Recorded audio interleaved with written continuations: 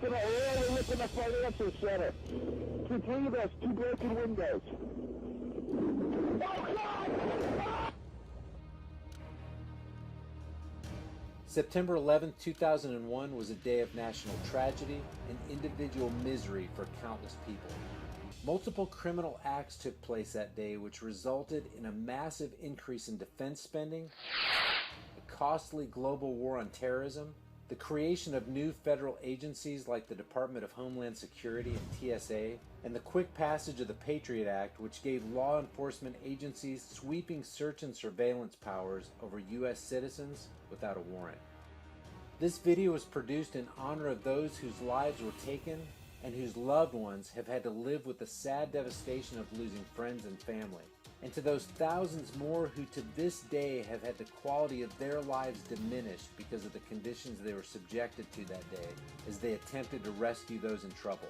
And as difficult as it may be for some of you to believe the facts stated in this video, each statement is supported in the source links that are listed in the description below. Please take the time to do your own research and draw your own conclusions. According to the General Accounting Office, over $60 million was allocated to investigate the Whitewater land deal, the Monica Lewinsky scandal, and other issues involving the indiscretions of Bill Clinton. But a mere $15 million was the most officials could muster to investigate the highest profile mass murder on American soil the world has ever seen. On 9/11, after the first plane hit the North Tower of the World Trade Center, people in the South Tower wanted to leave but were advised by Port Authority announcements to stay at their desks. Some of those who tried to leave anyway were turned back by security just before exiting the building. 1,120 people died in that tower. While looking for survivors at Ground Zero, rescue workers and their dogs tirelessly searched through the wreckage for weeks. Every now and then, firefighters would hide in the rubble so the dogs could find, quote, survivors. Constantly finding dead bodies was noticeably leading to high stress in the dogs, and it appeared that they thought they were failing in their mission. Jamaican-American-born artist and sculptor Michael Richards cast his body and depicted it as being pierced by airplanes as a tribute to the Tuskegee Airmen. The planes, he said, represent arrows that were shot at Saint Sebastian, an early Christian martyr. Ironically, Richard died in his studio, which was on the 92nd floor of Tower 1 on September 11th. The Project for the New American Century, or PNAC, formed in 1997, was a neoconservative think tank based in Washington, D.C. that focused on United States foreign policy. PNAC's stated goal was to, quote, promote American global leadership. Of the 25 people who signed PNAC's founding statement of principles, 10 went on to serve in George W. Bush's administration. In September of 2000, exactly 1 year before the 9/11 catastrophe, PNAC launched its most influential publication, a 90-page report entitled Rebuilding America's Defenses, which asserts that the United States should, quote, seek to preserve and extend its position of global leadership by maintaining the preeminence of U.S. military forces. They state that they need to exploit the revolution that is transforming technology and bring it into the military in order to, quote, preserve American military preeminence in the coming decades. In their minds, what will speed such a transformation? Their answer? Quote, some catastrophic and catalyzing event, like a new Pearl Harbor. 1 year later, such a catalyzing event presented itself with 9/11, later referred to by Bush and his cabinet as a modern-day Pearl Harbor. A small group of women called the Jersey Girls, who lost their husbands in the 9/11 attack, basically forced the Bush administration through public pressure to form a 9/11 commission, which was reluctantly charged with preparing, quote, a full and complete account of the circumstances surrounding the September 11th attacks. Their account turned out to be not so full and complete. The commission, now known to many as the 9/11 Omission Report, left out many obvious facts, including the fact that a third building in the World Trade Center complex completely collapsed that day, and it wasn't even struck by an airplane. Described as being damaged in the attack, which started fires on several floors, the 47-story steel-framed federal office building known as World Trade Center 7 collapsed in 6.5 seconds at 5:20 p.m. more than 7 hours after the second Trade Center tower fell. And speaking of Building 7, the BBC conducted a live report in which reporter Jane Stanley announced that World Trade 7 had collapsed. There was just one small problem with the report. Building 7 was still standing in the background as Stanley was reporting that it wasn't standing. Matter of fact, Building 7 wouldn't collapse until 20 minutes after the report of its collapse. This is the Windsor Hotel in Madrid, Spain. On February 12, 2005, a fire broke out on the 21st floor of this steel-framed 32-story building. The fire blazed for 23 hours, gutting large portions of the building. And while some of the floors crumbled away in the flames, the steel structure's skeleton remained standing. In comparison, the South Tower burned for a mere 56 minutes on far fewer floors before it completely collapsed. And the North Tower burned on relatively few floors for only 102 minutes before it experienced complete structural failure. Building 7, which wasn't even hit by a plane, only burned for 6 or 7 hours. So to recap, the Windsor Hotel burns for 23 hours on many floors and remains standing.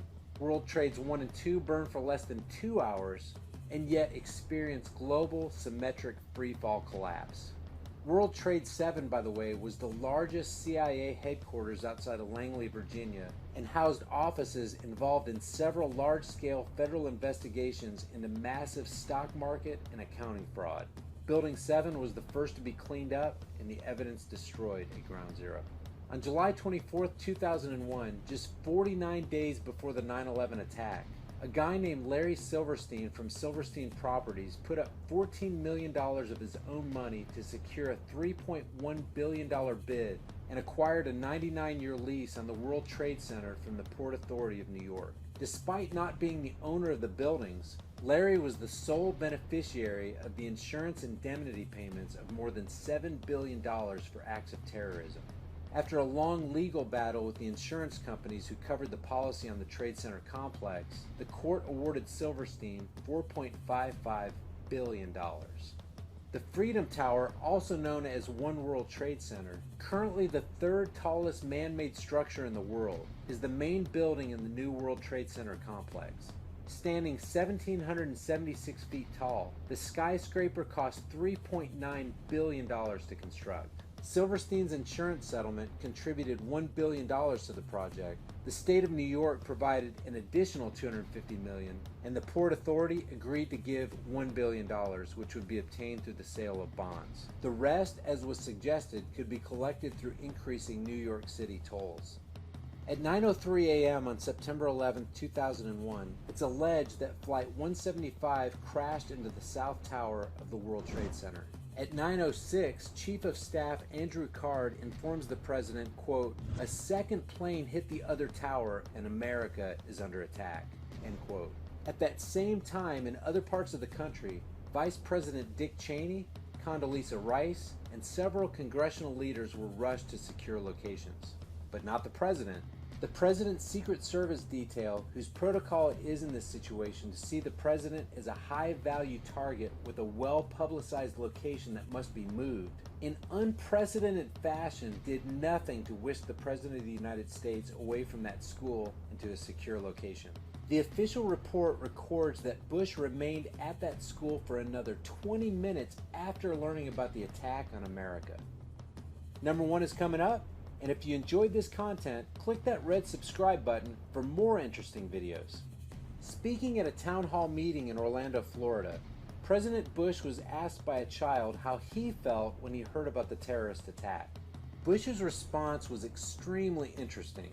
Recounting the events of that day from his perspective, he said that he saw the first plane hit the tower on a television that was, quote, obviously on, as he sat outside a classroom at Booker Elementary School in Sarasota, Florida. The problem is that no one could have seen the footage of the first plane hitting the tower since there was no known live coverage of the first plane. There was no live coverage of the event because nobody expected an attack. The footage that was taken allegedly of Flight 11 striking the North Tower was captured by Jules Naudet and his French film crew at 8:46 that morning and would not be released to news outlets until a day after the attacks. The president's incredible statement that he saw the first aerial assault was another important item that was omitted by the 9/11 Commission report. Groundbreaking for the construction of the Pentagon began on September 11th, 1941. Exactly 60 years later to the day, Flight 77 allegedly breaches the wall of Wedge 1, striking the outer E-ring of America's symbol of military power. At the time of the 9/11 attacks, the World Trade Center towers were undergoing a fireproofing upgrade to better ensure the building's fire resistance. In an incredible coincidence, the floors of both towers where the upgrades had been completed were the same floors that were struck by the airplanes on 9/11. Turner Construction Company, who supervised the demolition of the Seattle Kingdome in the year 2000 and was one of the 4 cleanup contractors at Ground Zero, occupied the 38th floor of the North Tower and was involved in performing those fireproofing upgrades inside the towers in the 3 years leading up to 9/11. One of the contractors in charge of cleanup at Ground Zero after the attacks was Turner Construction Company. Once the cleanup of Ground Zero was fully coordinated, the operations were consolidated under 2 primary contractors, AMEC Construction Management and Bovis Lend-Lease. A truly surprising fact is that at the time of the 9/11 attack, AMEC was just 5 days away from completing a $258 million refurbishment of Wedge 1 of the Pentagon, which began in 1998. Wedge 1 is the exact location that American Airlines Flight 77 allegedly impacted the building. The Bush administration was so resistant to the idea of launching an official investigation into the events of 9/11 that it took over 440 days after the attack to get the investigation started. And this only happened after independent groups put massive public pressure on the government to call for an official inquiry. Key members of the 9/11 Commission, including Chairman Lee Hamilton and Thomas Keane, openly admit that the 9/11 Commission was, quote, set up to fail in many ways. Citing lack of funding, insufficient time, Commission members with serious conflicts of interest, and cover-ups. Many Commission members have come forward and openly criticized the government for sabotaging their investigation. 9/11 Commissioner Max Cleland resigned from the commission in disgust, stating, quote, "It is a national scandal. This investigation is now compromised. One of these days we'll have to get the full story because the 9/11 issue is so important to America, but this White House wants to cover it up," end quote. When asked in 2009 if he thought there should be another 9/11 commission, Cleland responded, quote, "There should be about 15 9/11 commissions," end quote. The senior counsel to the 9/11 Commission, John Farmer, who led the 9/11 staff's inquiry, said, quote, "At some level of the government, at some point in time, there was an agreement not to tell the truth about what happened." The 9/11 commissioners concluded that officials from the Pentagon lied to the commission and seriously considered recommending criminal charges for providing false statements. Before noon on September 11th at the New York Air Route Traffic Control Center in Ronkonkoma, New York, about 16 air traffic controllers met in a basement conference room known as the Bat Cave and passed around a microphone, each recalling his or her version of the tragic events a few hours earlier. The New York Times reported that a quality assurance manager at the center, for some unknown reason, destroyed the tape several months after it was made, crushing the cassette in his hand, cutting the tape into little pieces, and dropping them in different trash cans around the building. 10 days after 9/11 and after the U.S. had begun bombing Afghanistan, plans to take over 7 countries, Iraq, Syria, Lebanon, Libya, Somalia, Sudan, and Iran, were revealed to 4-star General Wesley Clark. Believe it or not, the invasions were not based on links to Al-Qaeda or any other intelligence reports. The link to this video is in the description below, and I strongly encourage you to watch it for yourself. A petrodollar system was created in the 1970s. This means that since that time, every nation must purchase the oil it takes to run their country using only the US dollar currency. This dollars for oil arrangement has greatly enriched our nation and given us a high standard of living at the expense of other nations and their potential prosperity. If this system is ever disrupted in any way, it will severely threaten the American way of life and the empire of its leaders. Such a massive disruption did occur on September 24th, 2000, a year before 9/11. Saddam Hussein allegedly emerged from a meeting of his government and claimed that Iraq would soon transition its oil export transactions to the euro currency. By 2002, Saddam had dumped the dollar and fully converted to a petro-euro. If other nations followed suit, it would destroy the U.S. economy. Though there was no evidence to support the implication that Hussein was involved in the 9/11 attacks, within a few short weeks after the Afghanistan war had begun, Washington began using the corporate-controlled mainstream media to build their case for a full-scale invasion of Iraq. Soon after that invasion, Iraq was placed back on the petrodollar system, causing them to lose more than 17% of their exchange rate profits. For a detailed description of the massive importance of the petrodollar cycle and how it affects your life, click on this video for more information and it'll open a tab in a new window. By some bizarre coincidence, the Chantilly, Virginia-based National Reconnaissance Office had scheduled an interesting exercise for the morning of September 11, 2001, in which a small corporate jet would crash into one of the four towers at the agency's headquarters. Spokesman Art Hobald said, quote, "It was just an incredible coincidence that this happened to involve an aircraft crashing into our facility. As soon as the real-world events began, we canceled the exercise."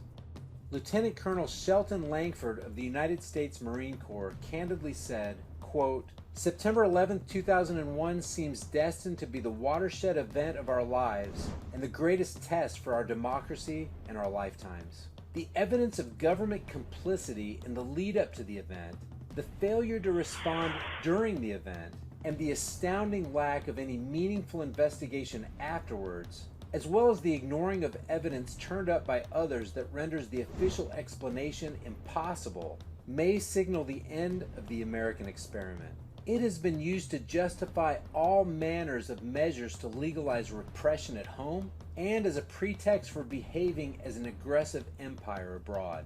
Until we demand an independent, honest, and thorough investigation and accountability for those whose action and inaction led to those events and the cover-up, our republic and our Constitution remain in the gravest danger." When questioned if a formal investigation has ever been launched against Larry Silverstein after admitting that he had given the order to pull World Trade 7 down in a 2002 PBS interview, Senator John Kerry admitted that those who brought Building 7 down did it in a controlled fashion. After the 9/11 attacks, everyone in the White House, from Condoleezza Rice to George Bush, repeatedly told reporters that no one ever envisioned hijackers flying planes into buildings. Maybe they should have consulted with Hollywood. The first episode of an X-Files spin-off called The Lone Gunman, which aired March 4th, 2001, 7 months before 9/11, involved a U.S. government conspiracy to hijack an airliner, fly it into the World Trade Center, and blame it on terrorists, resulting in public support for a new profit-making war. Now there's some intelligence for you. The Pentagon is possibly the most secure and certainly one of the most monitored buildings on the planet. Yet government officials would only release small slivers of footage from 9/11. The Pentagon footage, together with the hotel and gas station footage in that area, only shows an explosion. There is no evidence of an airplane hitting the Pentagon. The official 9/11 report states that Flight 93 crash-landed in Shanksville, a borough in Somerset County, Pennsylvania. However, Wally Miller, a Somerset County coroner and one of the first at the crash site, told the Houston Chronicle, quote, "It looked like somebody just dropped a bunch of metal out of the sky," end quote. The Washington Post quoted him as saying, quote, "It looked like someone took a scrap truck, dug a 10-foot ditch, and dumped trash into it," end quote. After arriving on the scene, Miller said, quote, "I stopped being coroner after about 20 minutes because there were no bodies there," end quote. The Pittsburgh Review quoted Miller as saying, quote, "I have not to this day seen a single drop of blood. Not a drop." Strangely, Miller has since done an about-face on his previous testimony.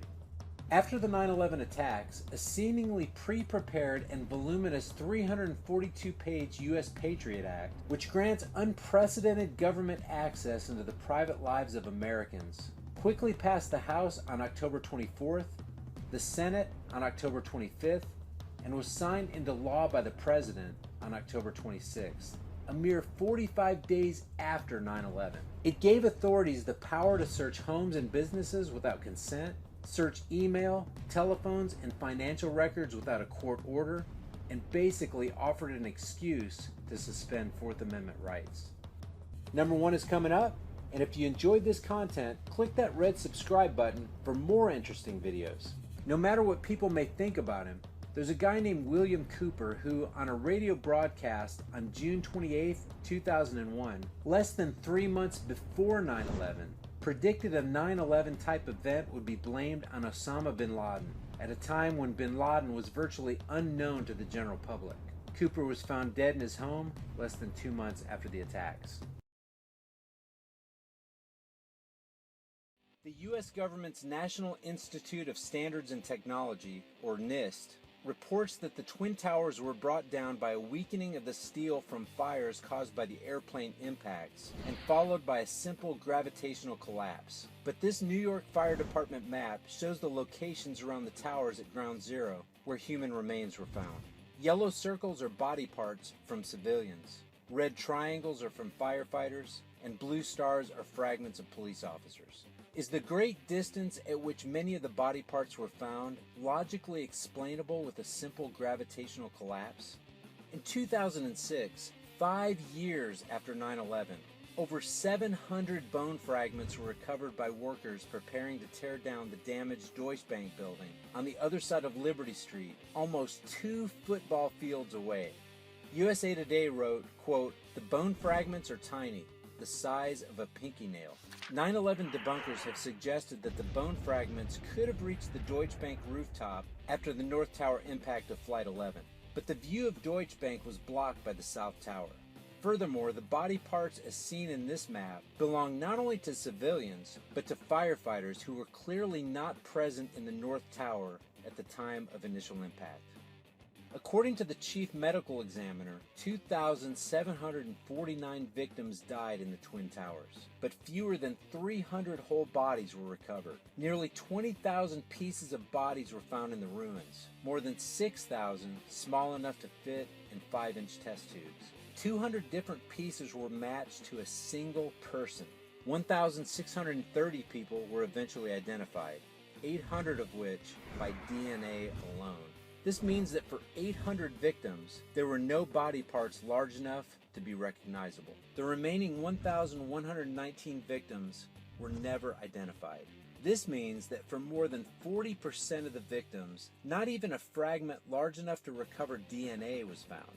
If a simple gravitational collapse is what occurred, what happened to 41% of the victims? And how could the people that were found be scattered so far away and each body so completely dispersed?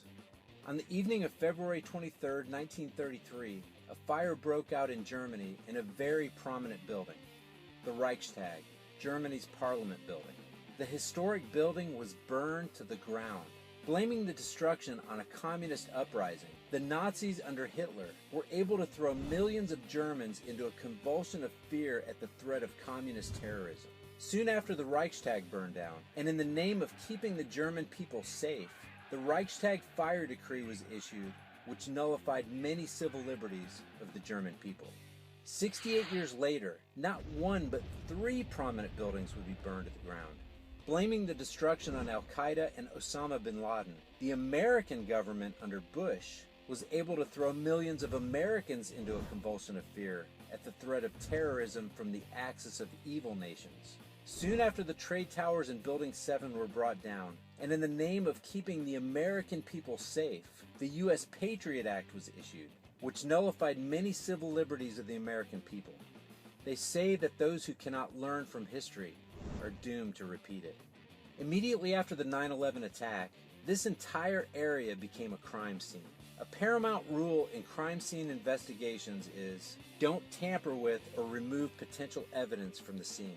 Doing so is a criminal offense. Since the collapse of steel-frame skyscrapers due to fires is completely unprecedented, the steel should have been subjected to detailed analysis in order to prevent further collapses in the future. So what did the authorities do with this key evidence of a supposed engineering failure? Over the objections of victims' families and others seeking a genuine investigation, they immediately began removing and recycling it. Michael Bloomberg is quoted as saying, "If you want to take a look at the construction methods and the design, that's in this day and age what computers do. Just looking at a piece of metal generally doesn't tell you anything." The pace of the steel's removal was very rapid. So much so that by September 29th, 130,000 tons of debris, most of it reportedly steel, had been removed. Though the authorities overseeing the aftermath of the 9/11 tragedy didn't feel it was important enough to keep the materials in the crime scene on site, they deemed it a high priority to monitor where that metal went and what its location was at all times after it left the scene. So much so that they installed GPS systems on each truck exiting the site to the tune of $1,000 each. SecuritySolutions.com said, quote, 99% of the drivers were extremely driven to do their jobs, but there were big concerns because the loads consisted of highly sensitive material. One driver, for example, took an extended lunch break of an hour and a half. There was nothing criminal about that, but he was dismissed, end quote. This is Fresh Kills Landfill in Staten Island, New York. Opened in 1947, it was temporarily used as a sorting ground for roughly 1/3 of the rubble, or about 2 million tons of material from Ground Zero. More than 1,600 personal effects were retrieved at this location. Thousands of detectives and forensics evidence specialists worked for over 1.7 million man-hours at Fresh Kills Landfill to try to recover remnants of the people killed in the attacks. For years, Tanya Head, who rose to mini-star status as a well-known 9/11 survivor, faked being in the South Tower during the attacks and served as president of the World Trade Center Survivors Network before people finally discovered that she lied about her entire story. Turns out she wasn't even in the United States during the attacks. In the PC game Deus Ex, the Twin Towers are missing from the New York skyline. While the leaders of America following 9/11 said they couldn't envision terrorists bringing down government buildings, the game explains that the missing towers are the result of a terrorist attack. The game was released 15 months before 9/11. Every aircraft has a specific maximum operating velocity known as the VMO. This is the maximum airspeed at which an aircraft is certified to operate and should never be exceeded, especially at low altitudes. And never means never for a reason. Should the VMO be exceeded, a phenomenon called flutter can occur, which can make the plane extremely difficult to control and can quickly cause irreversible structural damage. The VMO for a Boeing 767, which is what American Airlines Flight 11 and United Airlines Flight 175 were, is 414 miles per hour. For the Boeing 757, which is what American Airlines Flight 77 and United Airlines Flight 93 were, it's 402 miles per hour. Yet on 9/11, government-funded NIST and the 9/11 Commission reported that all the hijacked planes were operating at speeds close to or beyond 500 miles per hour near sea level without suffering any visible structural damage, and with absolute control by the novice pilots all the way to their targets. American Airlines Flight 11 is said to have been going 494 miles per hour when it hit the North Tower. United Airlines Flight 175 is reported to have struck the South Tower at 586 miles per hour. American Airlines Flight 77 supposedly struck the Pentagon at 530 miles per hour after perfectly executing a 270-degree, 350 mile per hour corkscrew turn. United Airlines Flight 93, which went down in Shanksville, Pennsylvania, is said to have plowed into the ground at 580 miles per hour. A powerful explosion devastated the lobby of the North Tower and blew out most, if not all, of the huge glass windows an hour after the initial impact and before the collapse of the South Tower. Firefighter John Schroeder was climbing the stairs of the North Tower when he heard the huge explosion below. We're heading up to the 24th floor of the stairwell, and all of a sudden our building got rocked.